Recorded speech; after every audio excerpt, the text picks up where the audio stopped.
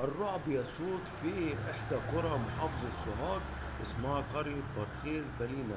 القرية دي يا جماعة حصل فيها حرائق متعددة في كل حتة في القرية.